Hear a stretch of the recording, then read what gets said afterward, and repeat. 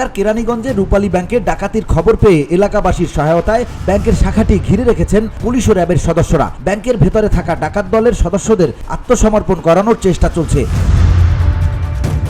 অন্যদিকে দুজন অস্ত্রধারী 12 ব্যাংক কর্মকর্তাকে জিম্মি করে রেখেছেন। সেখানে কয়েকজন গ্রাহকও রয়েছেন। এখন 2 ডাকাত সেফ এক্সিট চাইছেন। ব্যাংকটির প্রধান কার্যালয়ের একজন ঊর্ধ্বতন কর্মকর্তা এ তথ্য জানিয়েছেন। রূপালী ব্যাংকের প্রধান কার্যালয়ের ওই কর্মকর্তা বলেন, আমরা ব্যাংকে আটকে পড়া কর্মকর্তাদের সঙ্গে কথা বলেছি। তারা আমাদের জানিয়েছেন কোনো ক্ষয়ক্ষতি হয়নি, টাকা লোপাট হয়নি। তবে বাইরে সাধারণ জনতা, পুলিশ, র্যাব ও সেনাবাহিনীর সদস্যদের উপস্থিতির কারণে ডাকাতরা ভয়ে আছে।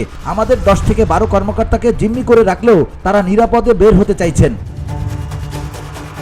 দক্ষিণ কেরানীগঞ্জ থানার ভারপ্রাপ্ত কর্মকর্তা মাঝারুল ইসলাম বলেন, কিছুক্ষণের মধ্যে অভিযান পরিচালনা করা হবে। অভিযান পরিচালনা করতে অন্যান্য বাহিনীগুলোর মধ্যে আলোচনা চলছে। VOD Bangla news desk.